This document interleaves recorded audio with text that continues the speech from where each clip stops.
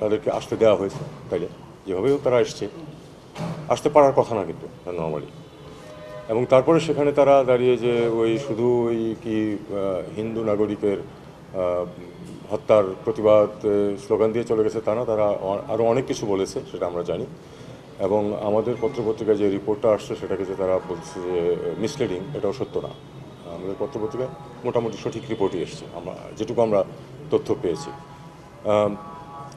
আমার কাছে প্রমাণ নেই যে তাকে হত্যার হুমকি দিয়েছে, কিন্তু আমরা এটাও শুনেছি যে তাকে হত্যার হুমকি দেওয়া হয়েছে। সেটা কেউ একজন কথা বললো সেটার মধ্যে হতে পারে, কিন্তু আমার কথা হলো যে এ পর্যন্ত আসতে পারবে কেন, এসে সেখানে হুমকি দিতে পারবে কেন। সাধারণত আমরা যখন কোনো প্রোটেস্ট গ্রুপ যখন যায়, সেটা আগে থেকে ইনফর্ম করা হয় এবং পুলিশ তাদেরকে একটু দূরে এক জায়গাতে আটকে দেয়। কখনো যদি কোনো কাগজপত্র দেওয়া থাকে, দুইজন এসে দিয়ে যায়। এটা হলো নর্ম, সবখানে এটা হয়, আমাদের দেশেও হয়।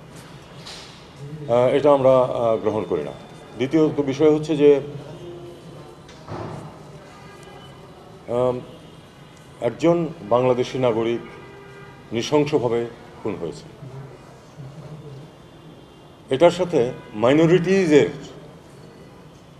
নিরাপত্তাকে একসাথে করে ফেলার কোনো কোনো মানে হয় না। তিনি বাংলাদেশের নাগরিক যাকে হত্যা করা হয়েছে, এবং অবিলম্বে বাংলাদেশের ব্যাপারে অ্যাকশন নিয়েছে। ইতিমধ্যে আপনারা জানেন যে বেশ কিছু অ্যারেস্ট করা হয়েছে। তো ধরনের ঘটনা যে শুধু বাংলাদেশে ঘটে তা নয়, এই অঞ্চলের সব দেশেই ঘটে।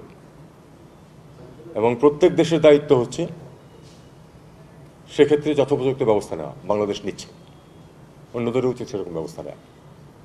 কাজেই এটা গ্রহণযোগ্য না যেভাবে এটাকে উপস্থাপন করা হয়েছে।